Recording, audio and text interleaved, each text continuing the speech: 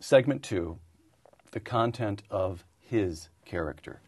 2 quotations from Shelby Steele, and I'd ask you to explain each one very briefly. Quotation 1, this is you.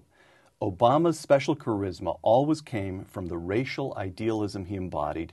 In fact, this was his only true political originality. Yes. You Yeah, I absolutely stand by that. All He right. was a cultural candidate. Quotation 2, the golden rule of bargainers, you've already said that he was a prototypical bargainer, is never to say what you really think. Right. Okay, now you put those 2 arguments together, or those 2 quotations together, and what you've got here is the Shelby Steele argument that he appealed to voters because of the color of his skin, while deeply submerging the actual content of his character. And it would seem to me that a likely conclusion from that argument is that we have just elected a man about whose own inner self and character we know less than we knew about any other modern president. Will you go for that? Yeah, absolutely. I entirely stand by that. I think we still don't know the man. I think it's going to be difficult once he's actually governing the country and having to make decisions every single day. He is going to reveal himself. There's no way not to. But that's the first time we're going to get to really know who Barack Obama is. I'm giving you every chance to say, well, maybe I was a little hard on him. No. You will not take back a bit of it. No, By the way, can I just, how did you feel on, I know because we know each other. Frankly, you told us here when you were on this show last time that you intended to vote for John McCain. You did not vote for Barack Obama. Absolutely not, no. How did it feel to watch that man get elected? It hurt. It did. It hurt. He stands for things that, he stands for nothing that I stand for. His economic policies are, one of the distinctions I make is that he was elected really as a cultural symbol rather than as a politician. Politically, if you look at his actual positions on things, I, as a conservative, don't agree with much of anything. But to me, the mistake America made, pretty brazen comment, I guess, is to vote for him on a cultural level, on the level of cultural symbolism, rather than on his politics. Here, to me, is one of the great puzzles, which you touch on in A Bound Man. Barack Obama is raised by his white mother, and then after she dies in early death, by his white grandparents in Hawaii, in a white world. He graduates from Columbia. He becomes president of Law Review at Harvard Law School. The world of conventional and compelling white success is open before him. Mm-hmm.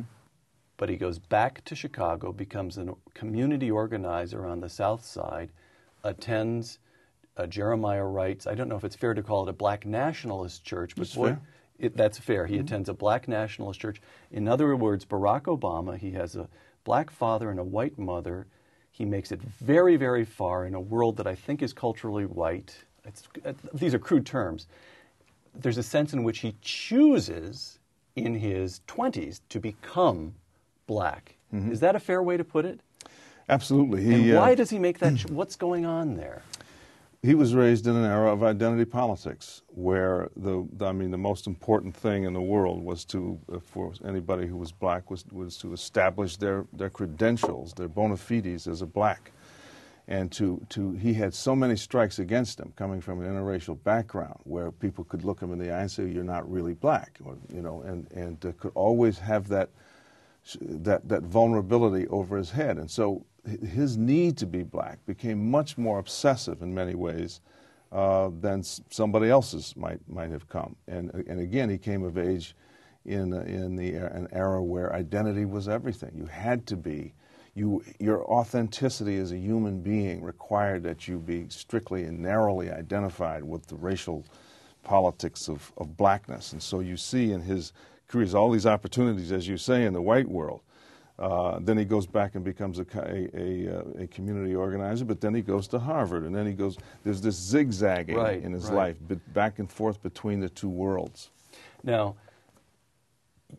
you grew up in circumstances that were kind of a mirror image, that, as I recall, your mom was white, your dad was black, but you were raised in the entirely black community, right? nevertheless, you'd have a feel, I suppose, for, as you can tell, you're talking to a white-bread, white guy. So I'm poking around here because I don't understand some of this. How about if I put the question to you this way? Based on your experience and your own experience and your close reading of Barack Obama, give us one or two items about his inner character that you think we're going to be finding out that he hasn't yet revealed, that he's kept under the mask. Well, I don't know if I can do it that quickly, but one of the problems in being in that situation is that you are told the vulnerability is that you're not authentic. You're not. When I was a kid, you could get up, and I grew up in a segregated world. So in the morning, a black could say to me, "You're not really black." In the afternoon, they could say, "You're a, you know what, just like the rest of us." So you were held on that sort of a tether. That breeds in an insecurity. When I came of age, I fellow traveled with black nationalism, did my 3 years, just like he did his community organizing. I went to East St. Louis and worked in Great Society programs for 3 years. Same sort. Now have I resolved it? No, you never resolve it. What made the difference for me is that at a certain point, I just said basically, screw you. I'm going to be my own man, and if it suits you, then that's fine. If it doesn't, then that's also fine. I am proud to be black, but I'll determine what the meaning of that is. And so I sort of had that kind of a moment in my life early on. And one of the scary things for me is that I don't think he has, or if he has, then he hasn't. 20 years in Reverend Wright's church, a church his own mother could not go to. You know, the first day it would have occurred to me that my mother couldn't come here. Now, what does that mean? What am I doing here? And so the problem for kids like that and kids like myself is that you can get seduced into self-betrayal as a form of getting along with people, of accommodating people. One of the things that troubles me about Obama's character is that he can get along with anybody. Is that he can articulate a conservative point of view better than many conservatives can. He can be strikingly far left, and the problem is not so much that he's going to reveal who he really is. The problem is that he may not be anybody. He may not have strong convictions and passion.